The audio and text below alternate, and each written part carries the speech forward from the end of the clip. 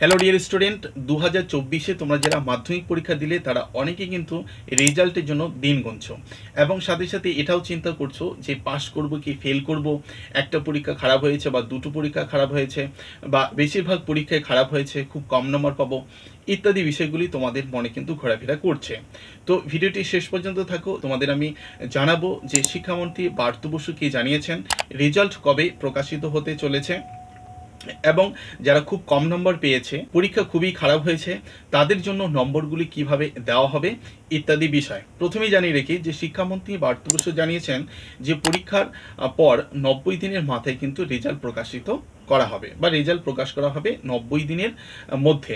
ঠিক আছে, তাহলে যেদিন থেকে তোমার পরীক্ষা শেষ হয়েছে তার থেকে 90 দিনের মধ্যে তুমি রেজাল্ট পেয়ে যাচ্ছ। এবার প্রশ্ন হচ্ছে যে অনেকেই নম্বর কিন্তু কম পেতে চলেছে, সুতরাং বিগত বছরগুলিতে আমরা দেখেছি যে গ্রেস নাম্বার দেওয়া হয়েছে, তাই কি না? যারা পাশ করার জন্য 2-1 নম্বর কম পেয়েছে তাদেরকে গ্রেস নাম্বার দিয়ে পাশ করিয়ে দেওয়া হচ্ছে। এবারে কিন্তু সেই পদ্ধতিটাই থাকছে, সুতরাং চিন্তার কোনো বিষয় নেই, সকলেই মোটামুটিভাবে পাশ করে যাবে এবং যে যেরকম পরীক্ষা দিয়েছে সে সেরকম নম্বরই কিন্তু পাবে। এবং যারা মোটামুটি ধরো 2-1 নম্বর পাস মার্কের থেকে 2-1 নম্বর কম রয়েছে তাদেরকে গ্রেস নাম্বার দিয়ে দেওয়াই হবে, এটা স্বাভাবিক ব্যাপার। এই বিষয়ে আমি কিন্তু অলরেডি একটা ভিডিও বানিয়ে তোমাদের দিয়ে দিয়েছি যে কত কত নম্বর পেলে তুমি কিন্তু পাস করতে পারো, সুতরাং সেই ভিডিওটা অবশ্যই একবার দেখে নেবে। চিন্তার কোনো বিষয় নেই, তোমাদের প্রজেক্টে যে নাম্বার আছে এবং তুমি যেটা লিখেছো সেই নাম্বার মিলিয়ে যদি দেখা যায় আলটিমেট সকলেই কিন্তু পাস করে যাচ্ছে। এবার বিষয় হচ্ছে যারা ভালো পরীক্ষা দিয়েছে তারা ভালো নম্বর পাবে এবং তোমরা যারা খুবই খারাপ পরীক্ষা দিয়েছো অনেকেই রয়েছে, ঠিক আছে, তো তারা নাম্বারটা একটু কমবে, স্বাভাবিকভাবেই এটা বলাই যায়।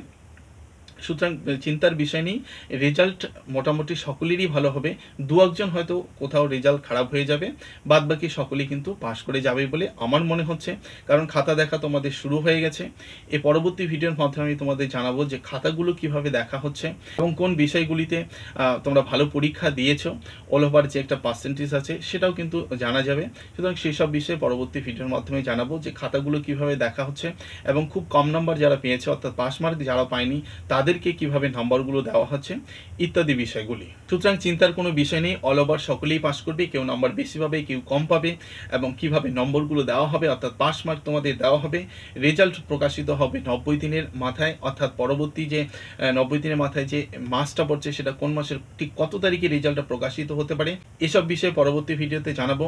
এবং তোমরা অবশ্যই যারা টেস্ট পরীক্ষা দিয়েছো তোমরা দেখেছো যে অনেক নম্বর কিন্তু সেখানে তোমরা কম পেয়েছো, অনেক স্টুডেন্ট রয়েছে তোমরা এরকম টেস্টে কিন্তু খুব নম্বর কম পেয়েছো, ওই নম্বর বা ওই রকমই যদি তুমি পরীক্ষা ফাইনালেও দিয়ে থাকো তাহলে তার থেকে নাম্বারটা কিন্তু একটু বেশি পাবে, এমনটি কিন্তু প্রতিবারে হয়ে থাকে, সুতরাং এবারও ব্যতিক্রম হবে না।